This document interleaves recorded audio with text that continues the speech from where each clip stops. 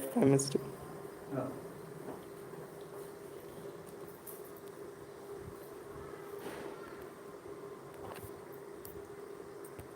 Good morning. Good morning to everyone. It was 10 minutes. Done.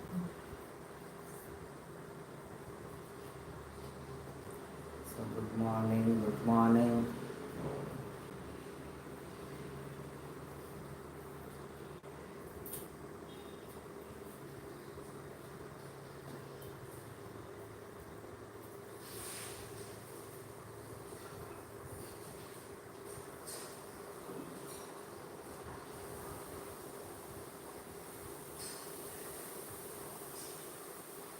Good morning.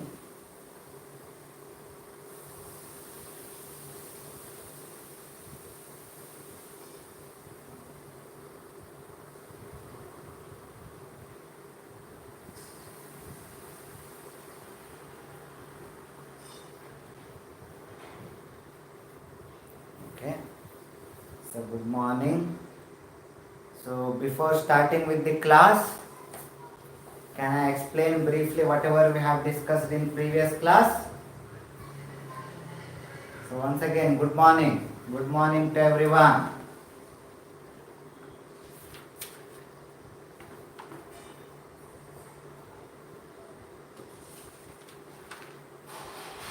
Okay. So now, in the last class, what we have discussed? Hmm? In the last class, what we had discussed?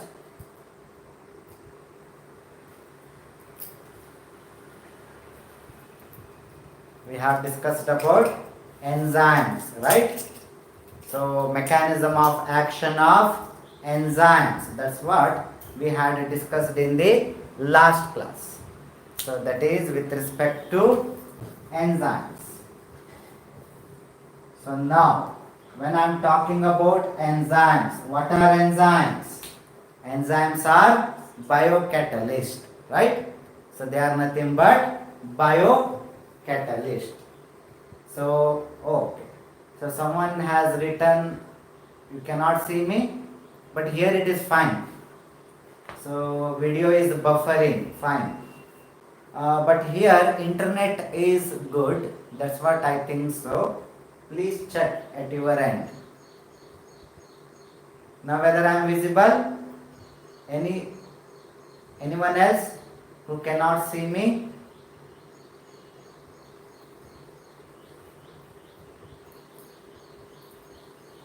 Now it's fine. Okay. So that's where I was talking about enzymes in the previous class. So in that, with respect to enzymes, we have discussed about lock and key hypothesis, right? So we have discussed about lock and key hypothesis. So now, when it comes to lock and key hypothesis, what it tells? It talks about specificity of the enzyme.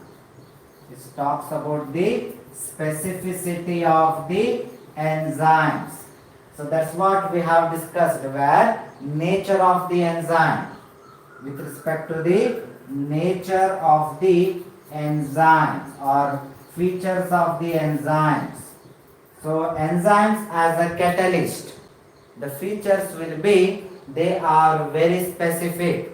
So that's where lock and key hypothesis has been proposed, right? And they demands optimum condition.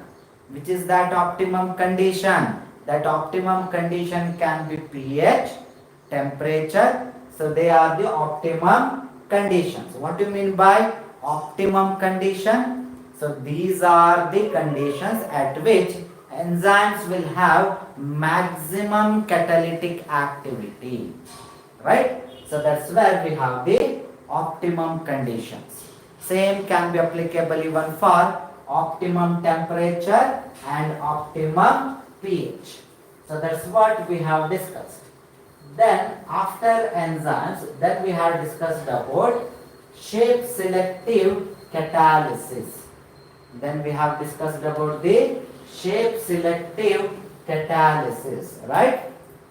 Now, when it comes to shape selective catalysis, which example I had taken? Shape selective catalysis. Yes, pH 7.4, temperature 37 degree, not 30, 37 degree Celsius, Krishna. Okay? So yes, we have discussed about zeolites, right? We have discussed about the zeolites where it will be having honeycomb type of structure. So based on the size and the shape of the molecule, it is going to have the catalytic activity. So what is zeolites? Zeolites are nothing but sodium, aluminium, silicates. Zeolites are nothing but sodium, aluminium, silicates. Okay? So that's what we had discussed, and we had started with colloids, right? So then we had started with the colloids. Now with respect to the colloids, already I have explained which type of molecules can form colloidal solution. And I told that those molecules which are having the particle size, or those molecule size which is present between 10 to the power of minus 9 to 10 to the power of minus 6 meter. So whichever molecules comes under this. So Krishna, if you write nanometer to micrometer, that is not more than enough. That is not enough. You have to tell what is that range. Okay. So nanometer to micrometer means it even we have a molecule which will give pure solution, crystal clear solution. Even their size will be nanometer. So now better tell that 10 to the power of minus 9 to 10 to the power of minus 6 meter. Okay. So that's where we have the condition which we can be converted into which can be converted into nanometer or whatever it is. Okay. So that's where we have the colloidal particle size. Remember this one. Okay. For your examination point of view, remember this particular value. Okay. Now we will come to another one. For 1 mark we can expect the question. So I will write this one as important, not very important. I will just write it as important. Now before going for that one, we have to clear with some of the term. So we have to clear with some of the term. Now Hindi. So Rohit. So whether you want me to talk it in Hindi, I can talk, but not very fast. Fluency is not there. I have forgotten. Basically, I am from Karnataka. Okay. So that's where I have got the one of the important thing. Before going for that, I have got dispersed phase. I have got dispersed phase and dispersion medium. Dispersed phase and dispersion medium. Okay. So अभी क्या बोल रहा था मैं? Dispersed phase and dispersion medium. Okay. Now when it comes to dispersed phase, these are the molecules. These are the molecules which will form or which will have colloidal particle size, which is involved in the formation of colloidal solution. What are these? These are the molecules involved in forming of or formation of colloidal solution.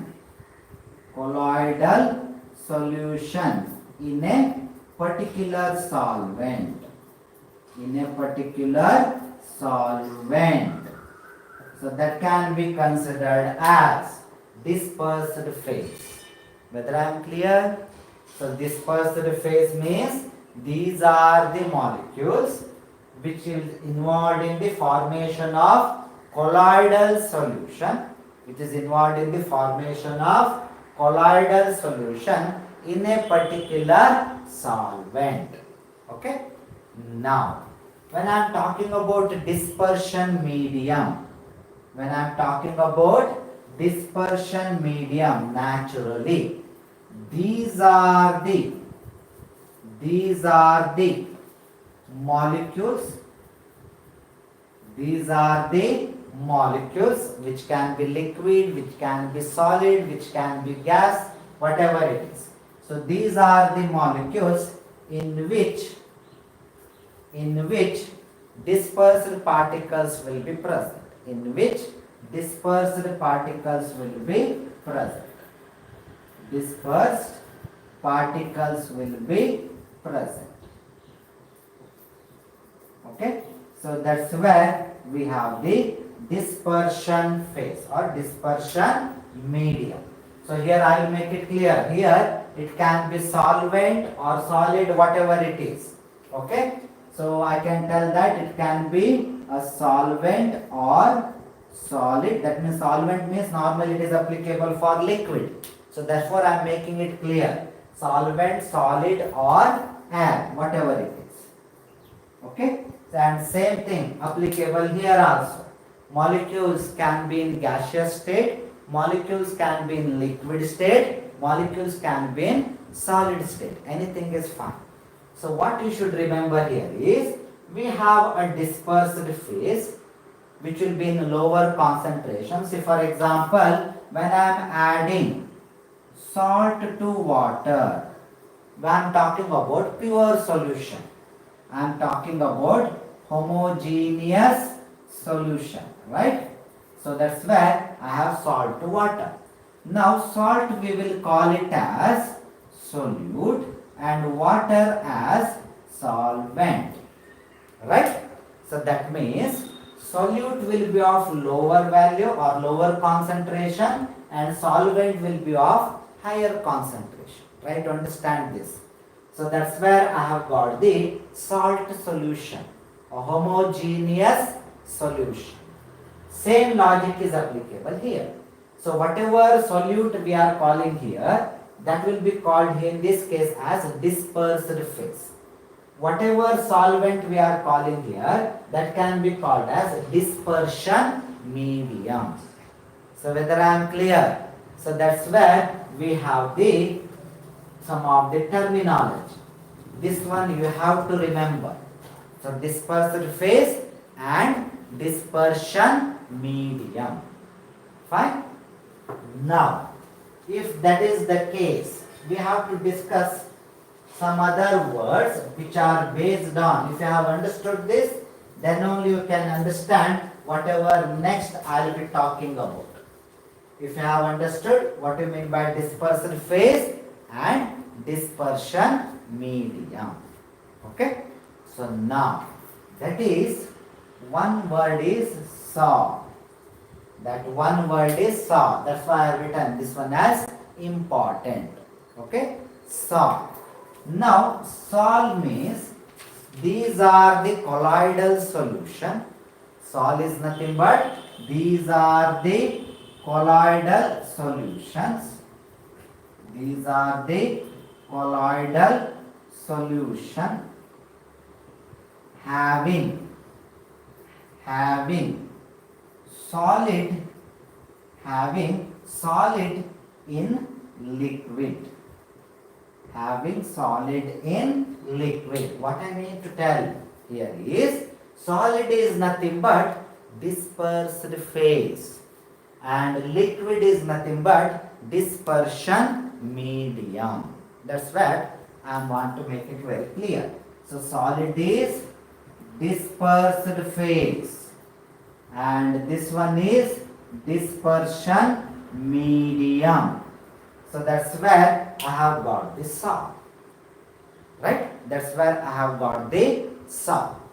Now, same way, when I am talking about next one, another important term is gel. Another important term is gel. So, gel is an example where liquid will be acting as a dispersed phase, where liquid will act as a dispersed phase with respect to the solids. So what do you mean by gel? Gels are nothing but colloidal solution, same way. So these are the colloidal solution or colloidal condition where we have got liquid in solid. We have got liquid in solid. So that's where liquid is nothing but dispersed phase here. Solid is nothing but dispersion phase. So therefore in the beginning only I told dispersed phase can be solid, it can be liquid, whatever. Yes Krishna, I will be giving example for all these things. Okay, first I will give the explanation, then I will give the example, definitely. Okay, I will give. So that's where I have got gel. So try to remember that when I am talking about dispersed phase, when I am talking about dispersed phase, it can be liquid, it can be solid, or it can be gas, whatever. Same logic is applicable for dispersion medium also, where it can be liquid, it can be solid, or it can be gas. So therefore, based on their physical state, we have different classification. So I can tell whatever I am writing now, it is related to classification of colloidal solution with respect to physical state of dispersed phase and dispersion medium. So whatever I am writing, it is the classification. So classification of colloids based on physical state of dispersion phase and dispersed media, whatever it is. So classification of colloids based on the physical state of dispersed phase and dispersion media. Fine. So that's where we have sol, where solid is dispersed in liquid, gel where liquid is dispersed in solid. Same way we have important one is among this, once again important one is emulsion, another one is emulsion. So emulsion, once again it is a colloids, once again it is a type of colloids.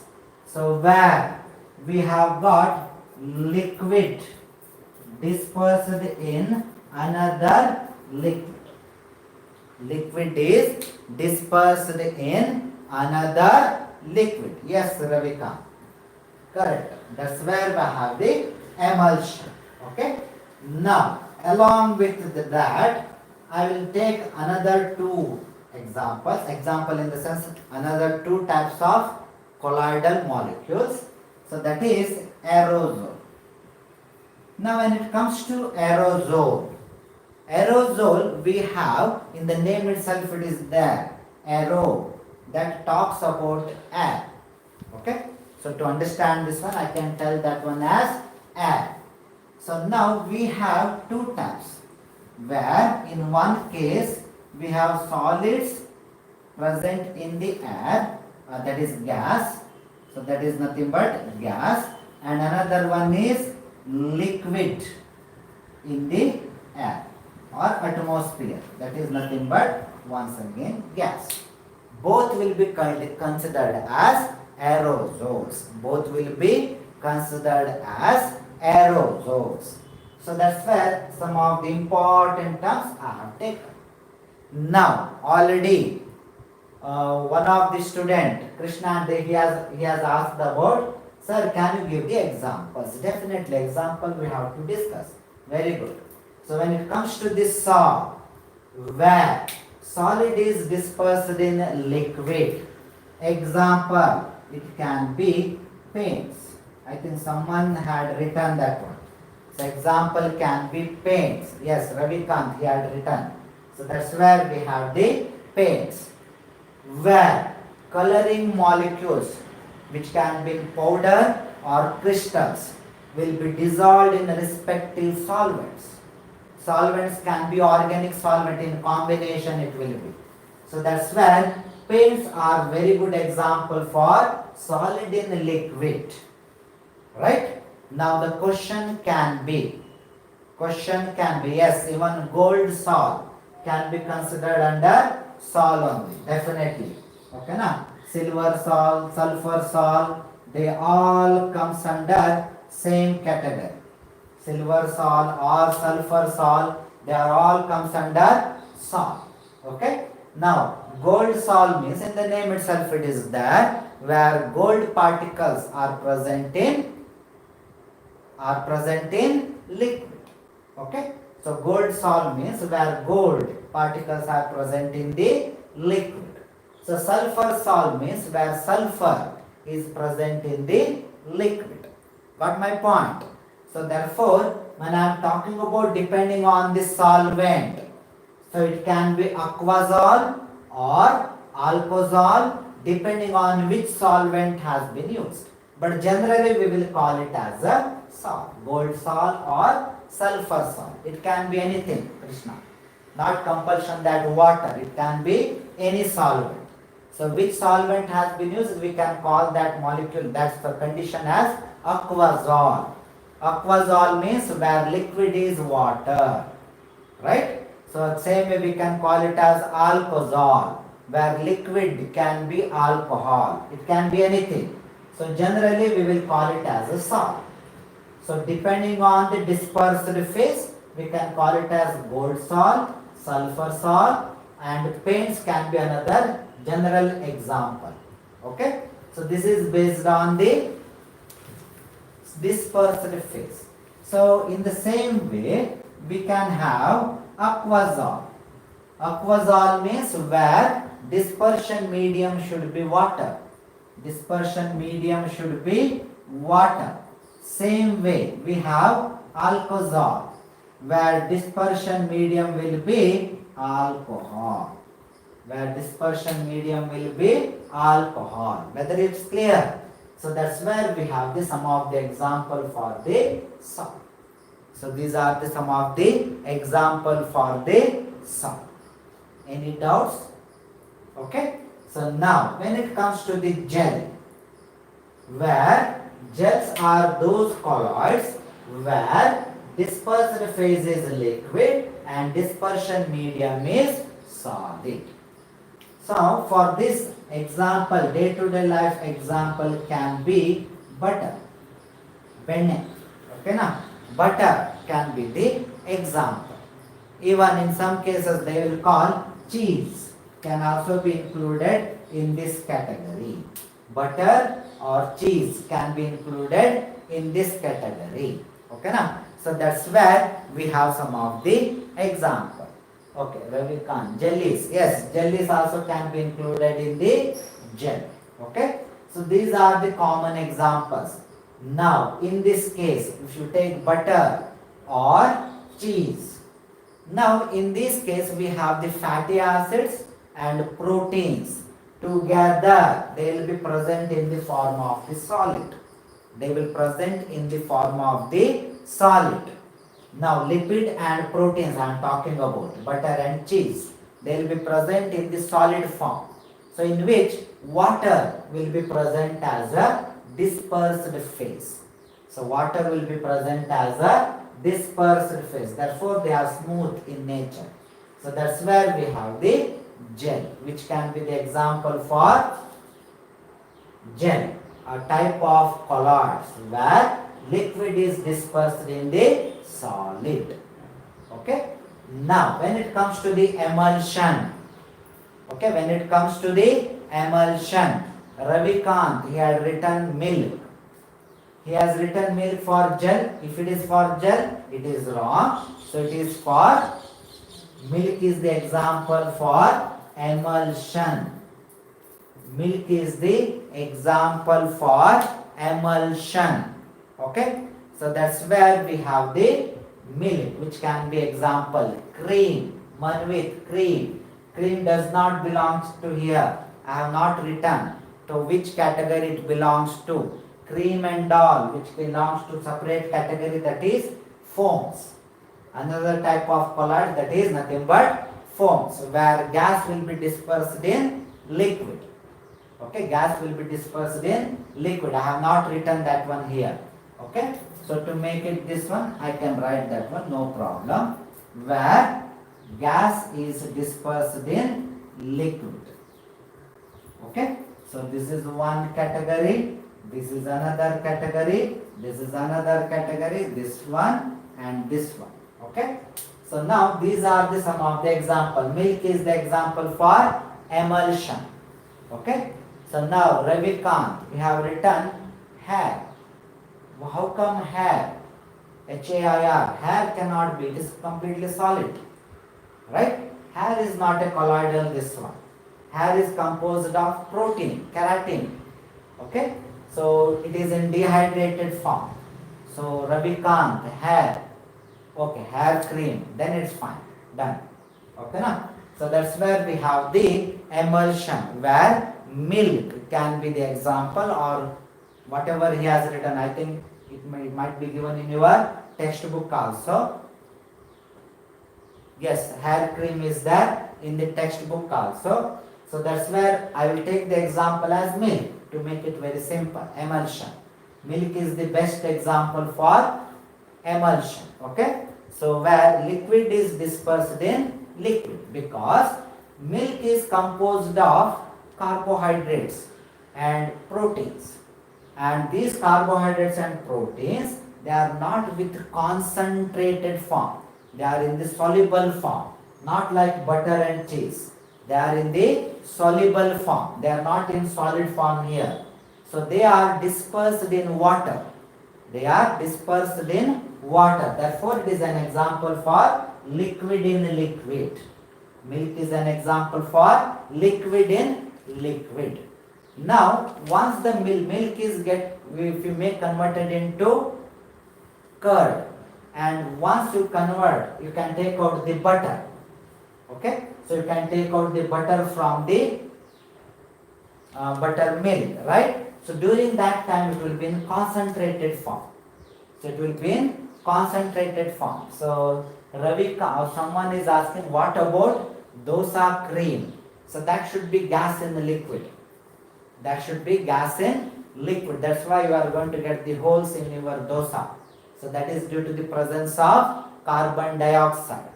Now, along with that, when it comes to dosa cream, we have some more ingredients. Some more ingredients where solids will also be present in the liquid. So it can be a mixed form, but I can include that one in foam type, gas in liquid. So due to the presence of the gas, you are going to get the holes in the dosas, right? So that's where we have the different examples, but we will make it simple. Whatever is there in your textbook, with that only we will give. I think whatever I have given, they are all present in your textbook, if I am right. So paints are with respect to salt, or gold salt, or sulfur salt. Gel, you can take butter as the example, which is very common, you will come across in your day-to-day life. Then emulsion, milk can be included here, which you will be using in day-to-day life. So same way when it comes to aerosol. When it comes to aerosol, solids in air or atmosphere, solid in gas. Now, I will give a hint to give the example for this. Oh, already Varshita, she has written already smoke. Yes, I was about to ask the question that one of the problem Delhi people they were facing was the same. One of the problem, that is smoke, right? So that's where, yes, smoke, smog. But once again, when it comes to the smog, it will be a combination. So we will go with the smoke, solid in air, a common example. Okay? So now when it comes to smoke, it's not a pure gas, Ravikant. In case of the smoke, we have carbon particles which is emitted from the industries or vehicles. which will be having particles. It can be due to the carbon or unburned sulfur or unburned lead, whatever it is, which will be dispersed in the atmosphere. Then it will become smoke. Only gas cannot become a smoke. Okay, Ravikant. Now, when it comes to liquid in air can be anyone. Mist, very good. Liquid in air, it can be mist, fog, anything is fine, right? So fog, which is because of the moist cloud, which is due to the cloud enriched with the water, that will give rise to fog. When it comes to the mist, so whatever water is present in the atmosphere, due to the condensation, due to the decrease in the temperature, that's why they will become water droplets in the atmosphere. That is the difference between mist and fog. Okay, so fog origin is from the clouds. So that's where we have the liquid in air, some of the examples. So insecticide sprays, fine. So we can give lots of example, but when it comes to insecticide sprays, it is temporary, not even for 2 minutes it will be there, but they can exist for hours together. Okay, so therefore we can take some of these common example. Otherwise, yes, insecticide sprays can be the example. Yes, perfume, done.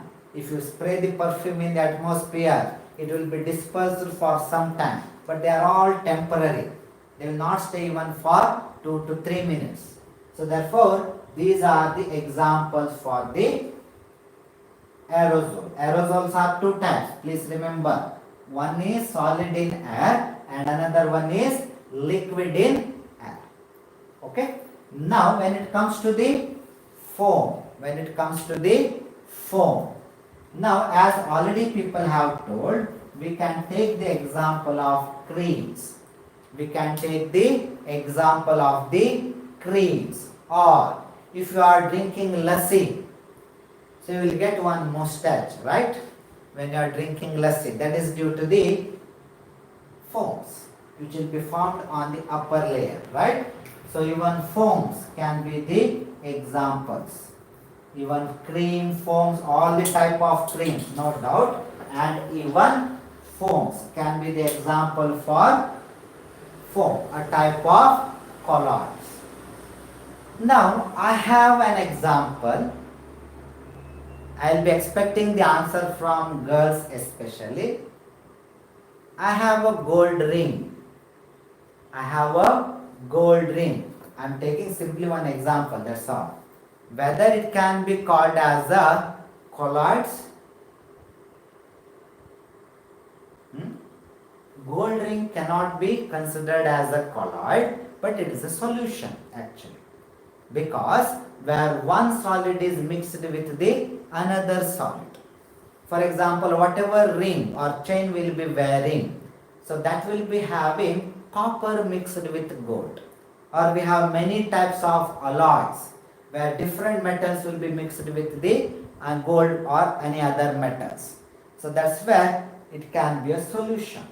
But when it comes to solid salt, where one solid is dispersed into another, so in that case I can take whatever stone which is present inside my gold ring. That can be the example, stones present in the ring, where different solids will be mixed with another solid. Okay, that can be the example. So that's fine. That's why I have not mentioned that one here, which is not much important. But try to remember about salt, gel, emulsion, of course, then aerosol.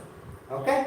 So these are the different types of colloids, and how these have been classified. Classification is based on the physical state of dispersed phase and dispersion media. So that's where we have the classification, one type of classification. Whether all of you have understood? So if you have understood, can I go to the next one? For your competitive exams, you can expect question from this part, where they will give some of the examples and they will ask the type of dispersed phase present in this. Like that you can expect the question. So naturally we'll move to the next one. Another type of classification, and this one I will make it as very important. This one I will make it as very important. Okay na? So earlier one, for 1 mark here and there you can expect. But for here you can expect for 2 marks. Okay na? So or 3 marks. That's why I have written it as very important. So that is classification of colloids. This is classification of colloids based on the interaction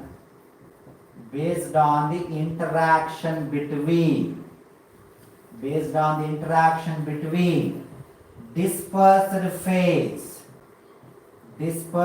phase and dispersion medium or media, whatever it is.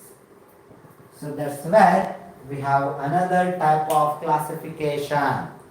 Say for example, in some cases, see, I have taken sodium chloride, I have added to the water. Why sodium chloride will get dissolved in water? Anyone? Why sodium chloride should get dissolved in water? What might be the reason?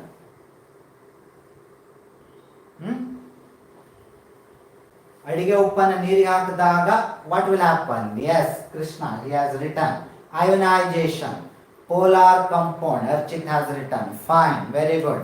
Now when I am talking about NaCl, all of us we know it was a solid.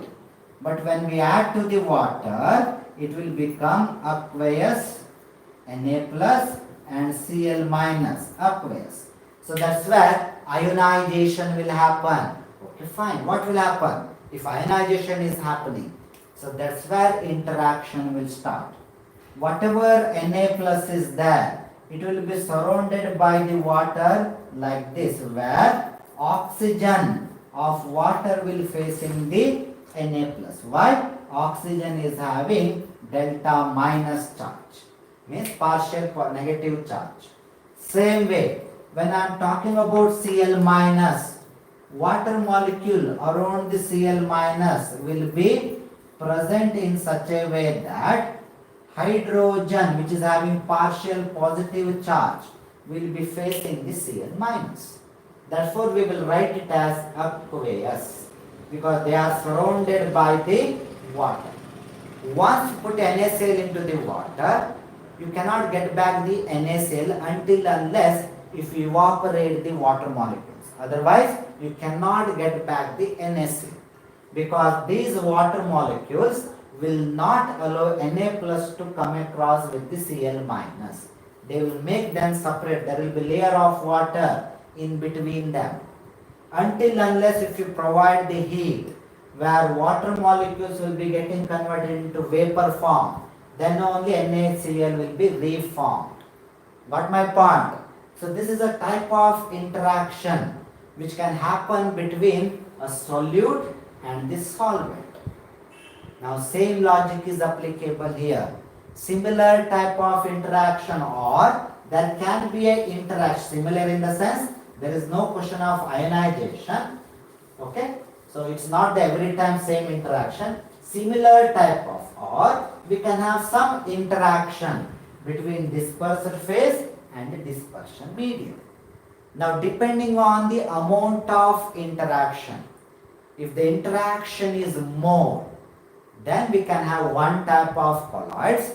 If interaction is bit less, then we can have another type of colloids. That means I will have the classification of colloid as, it's important, very important.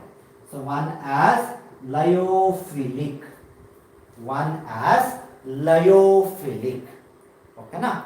So these type of colloids are called as emulsions. These type of colloids can be called as emulsions. Emulsions are the lyophilic colloids. Emulsions are the lyophilic colloids. Now,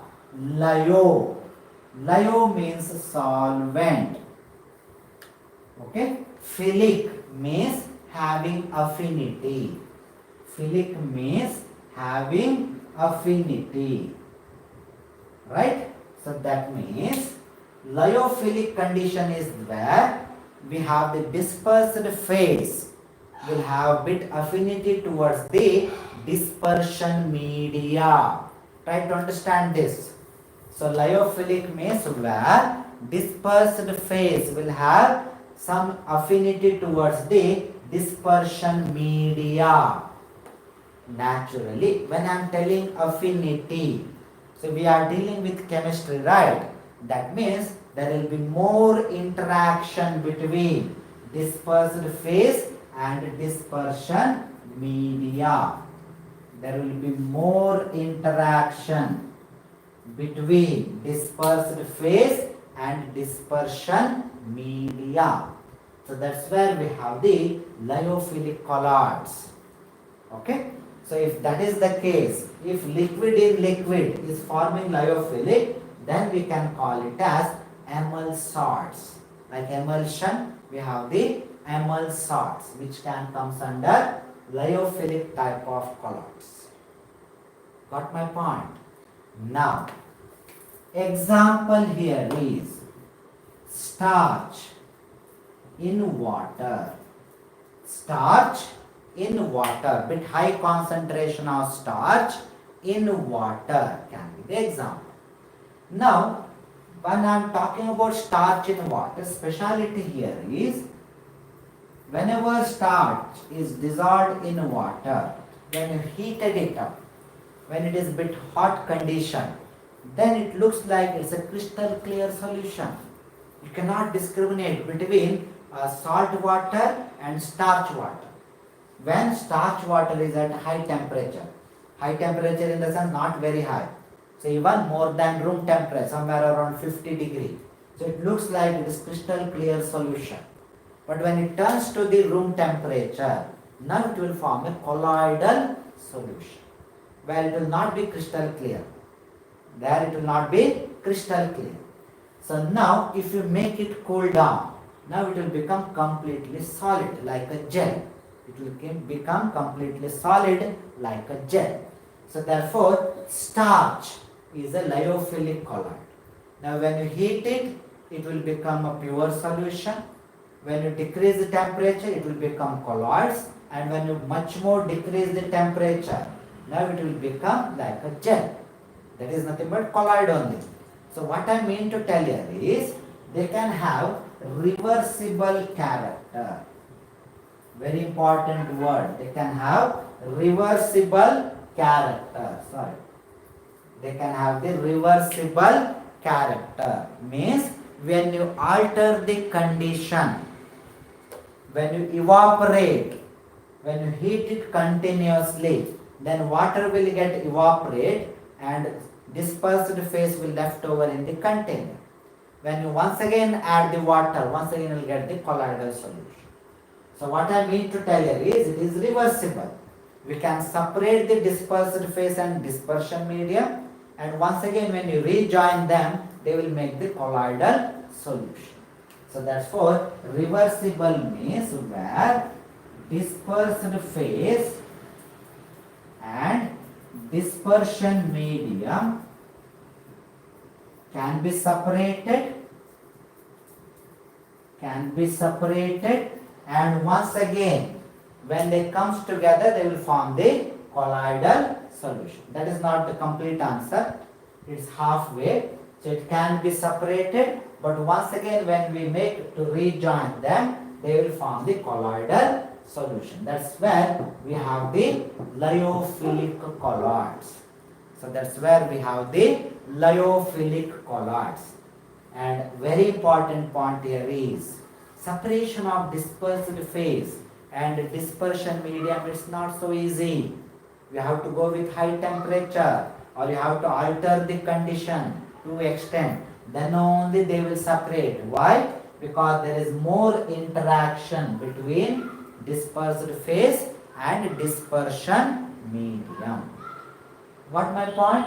So that's where we have the lyophilic colloids. So that's where we have the lyophilic colloids. Okay. Now, if the solvent is water, if dispersion phase, if dispersion phase is water, if dispersion phase is water, then lyophilic can be called as hydrophilic. Lyophilic can be called as hydrophilic. Okay. So if the dispersion phase is water, lyophilic can be called as hydrophilic. Once again I will tell. So when I am talking about lyophilic, there is more interaction between dispersed phase and dispersion media. Now they can also be called as emulsifiers if the dispersion phase is liquid and even dispersed phase is liquid. That is one thing. Now they are reversible in nature. Lyophilic colloids are reversible in nature. That means when you alter the condition, dispersed phase and dispersion media can be separate. But when you provide the original condition, they will become once again colloidal solution. Therefore, it is reversible. And if the dispersion phase is water, it can be called as hydrophilic. Hydro means water, philic means affinity. So that's why lyophilic, lyo means solvent. If that solvent is water, then it can be called as hydrophilic. All of you have understood? So that is one type of colloids which is based on the interaction between dispersed phase and dispersion media. Now we will move to next one. Another one in the same category, that is lyophobic. That is nothing but lyophobic. Okay. Now when I am talking about lyophobic, one of the type here is, it can be called as suspensors. It can be called as suspensors. Now when I am talking about soil in water, when I am talking about soil in water mixed with water, that will be called as suspension. Soil in water, that will be called as soil in water, that will be called as suspension of soil particles in water. Right? Now what will happen? After some time, soil particles will get settled at the bottom. So therefore they are called as suspension. That means less or no interaction between soil particles and water. That is one thing. Even particle size is there, but along with that, less interaction or no interaction between soil and water. Same logic, suspensors. So when I am talking about suspensors, we are dealing with the lyophobic colloids. Naturally, lyo, already we have discussed. It is nothing but a dispersion phase or solvent. So phobia, that means hatredness. Phobia means hatredness. Right? So therefore, lyophobic means which are going to hate the solvent. Some of them solvent attracting they have written. I think before only they had written. So here it is solvent repelling. Okay na? So they are not going to have the affinity towards the dispersion media, or they will have very less affinity towards the dispersion media. That's where we have the lyophobic. So therefore I can tell less or nil or marginal interaction, less interaction between dispersed phase, less interaction between dispersed phase and dispersion media. Dispersed phase and dispersion media. A simple example is, if you take a coconut oil, if you mix with the water, take it in a bottle and vigorously you shake the bottle, you will get the colloidal condition where oil droplets will be dispersed in the water. Now, always I will be offering challenges to my students. Already I think I have given this challenge to you people in regular class, that is mixing of coconut oil with the water. Right? So what is that winning prize? Winning prize is 1 crore. Winning prize is 1 crore. Only thing here is you have to make coconut oil to mix with the water. Krishna, that is different. What I am giving the condition is 1 bottle coconut oil, water, nothing else. So you have to mix the oil with water. Okay now? So you should not give, you will not be given with anything else. Okay? So then you should accept the challenge. Now Krishna is telling MIT students have mixed oil and water. That can be done when you have the another molecule or when you alter the condition. But I am telling, in a room, water will be given and oil will be given and water will be given. That's it, nothing else. Then it's not possible. Then it's not at all possible. Okay now? So in that way, that can be the example for lyophobic colloids, where oil dispersed in water. Oil dispersed in water. Where dispersed phase, naturally, oil, they will hate the water. They are hydrophobic in nature. So therefore, that can be the example for this. Right? So naturally, they will be most of them, they will be irreversible.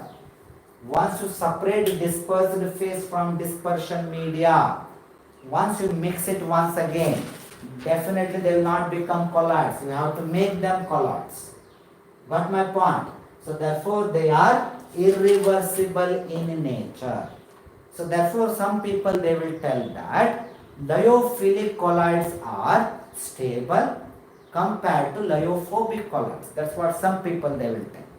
Lyophilic colloids are stable and lyophobic colloids are unstable. That's what they will tell based on the stability. Fine. So that's where we have the lyophilic and lyophobic colloids. Got my point? If someone asks you, write the differences between lyophilic and lyophobic colloids. If someone asks, write the differences between lyophilic and lyophobic colloids. So what you are going to tell? First, lyophilic and lyophobic.